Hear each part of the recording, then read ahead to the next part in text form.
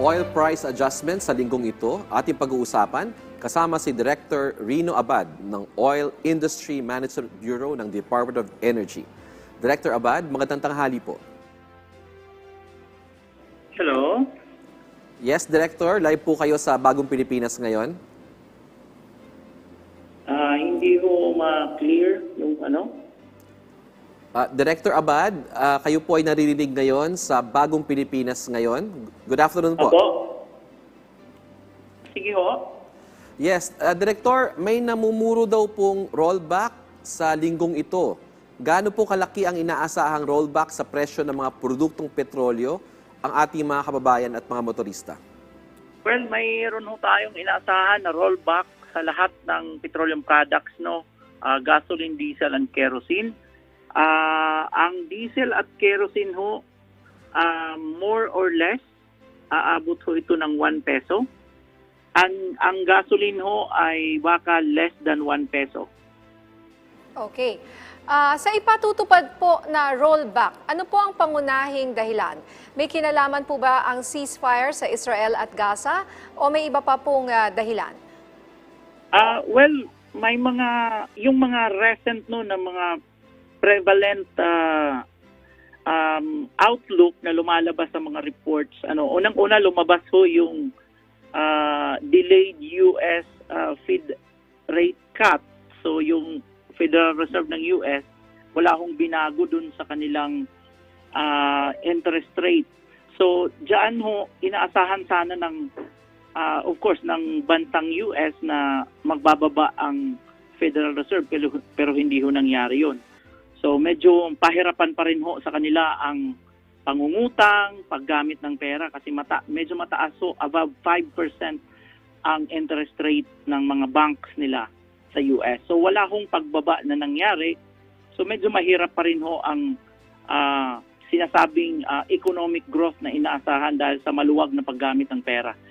Meron ho ding kasama na ho dyan, kasi nga ang reason dyan ay napakahina po yung expectation nila sa US job growth at saka yung sinasabing inflation na lumalabas, latest report ho nila as of April. So yan ho ang naging rason at medyo ang comment ho ay pababa ho ang economic activity sa US. Sinundan naman ho ito ng report ng IMF na ang China economy is slowing down as well in 2024. Ang projection ho from 5.2% noong 2023 ay ito'y inaasahan na lang na less than 5%, nasa 4.6% ho ang tingin ng IMF sa magiging galaw ng Chinese economy. So humihina din ho. Ngayon ho, meron ho din tayong inaasahan na itong absorption ng production cut na ginawa ng OPEC ay nag-i-stabilize na ho. Meaning, ang effect ho ng 2.2 million barrels per day na pagbabawas ng OPEC Plus is already absorbed with the current supply ng market. In fact, ang Platts short-term outlook po for crude oil, yan linabas nila March 28, no? Nagsasabi na by end of this year, posible ho magkaroon ng konting oversupply. Hindi naman ho kadamihan, around 200,000 barrels per day. Maganda na hong pangitain yan kaysa noon nagsimula tayo for the past 4 months na ang sinasabing pagkukulang ay around 2.2 yung pagbabawas, no? Pero by end of this year, nagkakaroon ho tayo ng in-expect na konting oversupply. So that's the latest ho. So hindi ho natin alam pa ho by end of this year kung may mababagong mga event. But because of these major reasons, no, na papunta ho sa mahinang ekonomiya, yung pinakamalaking dalawang economy ng bansa, ng mundo, at yung inaasahang na-absorb na ho yung pagbawas ng OPEC Plus ng current supply ng market, ito ho yung sinasabing medyo bumabawi ho ngayon. Hindi na ho bullish yung price. Nagiging bearish ho. Medyo may paghina din yung takbo ng increases sa price ng petroleum products. Okay. So, Director Abad, alam na naman po natin na sunod-sunod yung pagtaas ng presyo ng petrolyo in the past few weeks. Magandang balita po ito na finally may rollback tayo. Do you see a pattern? Kasi pinapaliwanag niyo po kanina na epekto ng madaming pangyayari sa buong mundo. So do you think it's a pattern? Do you think, ano po ang outlook natin sa presyo? Well, ang outlook ho, alam nyo naman ho, this is the forecast na ginawa ng Platts, no?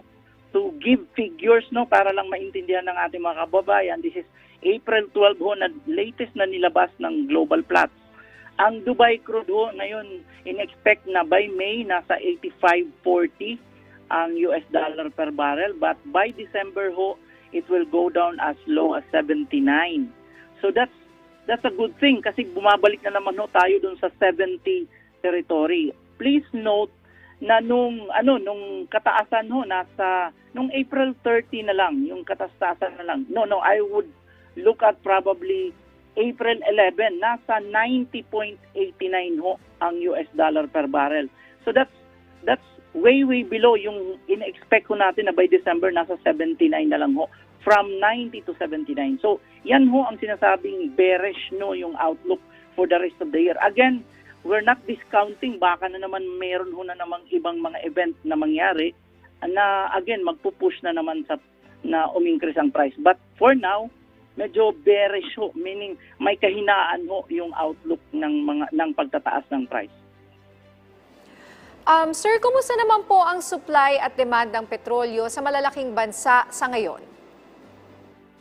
Again, as I've said kanina, na-absorb na ho yung immediate, yung near-term impact nung pagbabawas nung first quarter ng OPEC Plus. Mabigat ho kasi yun. Around 2.2 million barrels per day of oil supply ang tinanggal ho nila sa market. But as of May, ngayon, mukhang ang tingin ng market is wala na hong gaanong effect itong OPEC Plus. Dumaan na ho tayo dyan. So ngayon, kung mayroon hong magiging additional effect, kung mayroon hong pag-i-increase na naman sa ibang price, we would probably see other reasons, hindi na ho itong OPEC Plus. Probably, hindi lang natin alam, baka dagdagan nila. But of course, for now, yung effect na yan ng OPEC Plus, hindi na ho gaano yan umi-epekto ngayon sa market. Okay. Dahil po dito sa pagbaba ng presyo ng petrolyo, may epekto din po ba to, Director Abad, sa pamamahagi ng assistance sa mga public utility vehicles? Or wala namang epekto wala ito? na hong effect yan because yung as I've said, yung average ho ng ating Dubai crude, yung trigger amount ho na dapat maabot yung 80 US dollar per barrel, ay naabot na ho yan nung average pa lang ng February kasi meron na ho tayong Dubai crude average for the whole month na around 80.88. So naabot na ho yan.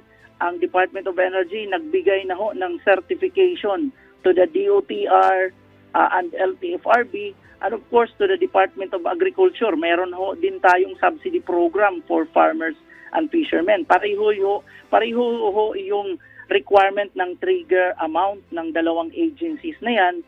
Kaya silang dalawa ho, triggered na ho. Ibig sabihin ho, yung pamimigay ho ay allowed na ho under the General Appropriations Act. So, ngayon ho, ang inaasahan natin sa dalawang agencies na yan ay yung actual na pamimigay. So, yan ho siguro ang mas makakasagot ho dyan, yung detalye ho ng actual na pamimigay ng subsidy ay yung dalawang agencies na yan. As far as the DO is concerned, naibigay na ho namin yung certification as required by law. Alright. Maraming salamat po sa inyong oras, Director Rino Abad ng Oil Industry Management Bureau ng Department of Energy. Magandang tanghali ho sa lahat.